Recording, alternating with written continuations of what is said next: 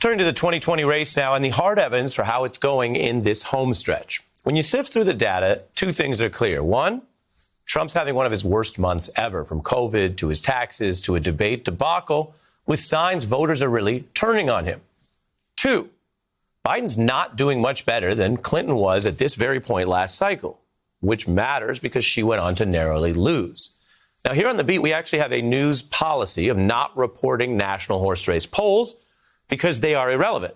Winning a national popular vote victory does not mean an election victory under our weird Constitution. So we don't show you polls every night that do not correspond to the election we're covering. Makes sense, right? But we will report on indications about the votes, which do correspond to the election outcome. Voters now turning out in 41 states. 8 million ballots are in. That's several times more than last cycle at this point when it was just 75,000. And that may be better news for Democrats. They are seeing some surges in Democratic mail voting. Republicans worried about that. There's also campaign actions we can track for you. Ominous signs for Trump's ad campaign in the states he won last time. He's dark in Iowa and Ohio, passing on at least $2 million worth of ad reservations they had in Michigan and Wisconsin, and chopping another $5 million out of Minnesota.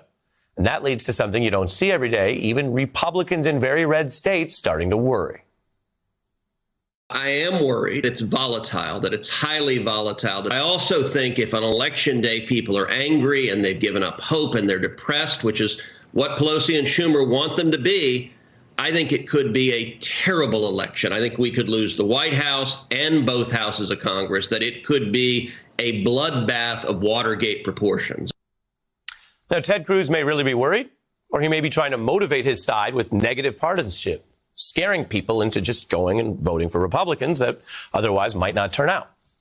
But then there's a bunch of other data you need to know, because it shows even as Trump faces more headwinds than most incumbents in a generation, this is still anything but a blowout on paper. In other words, if Donald Trump's doing so bad, shouldn't his opponent be doing better?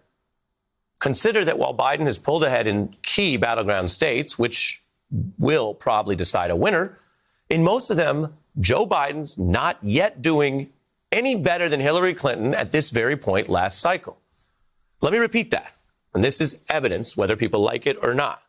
Joe Biden is doing about the same as the Democrat last cycle who went on to lose narrowly to Donald Trump, and in some places, slightly worse. Let's walk through the numbers, all of which compare Biden today to Clinton at this point in 2016.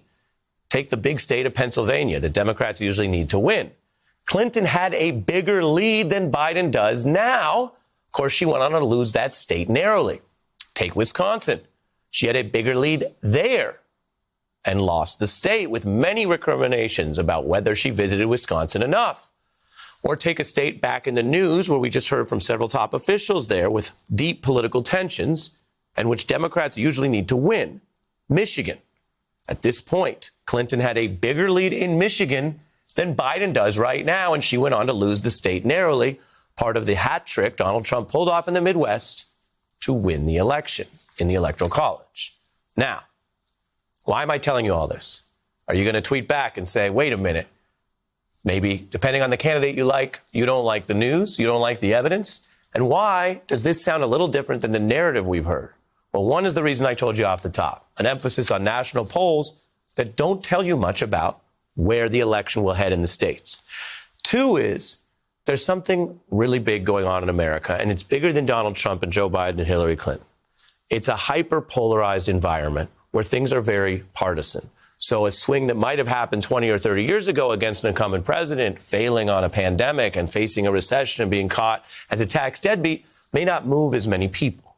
The most important thing is, and we learned this in 2016, no matter who you might have been rooting for, the polls, the narrative, the mood, it shifts as you go along. And the reason that Hillary Clinton ultimately lost was not necessarily that she was never up. It was that she wasn't up by an insurmountable amount. That amount, as a factual matter, was higher than where Joe Biden is right now, which means he is anything but holding on to an insurmountable lead.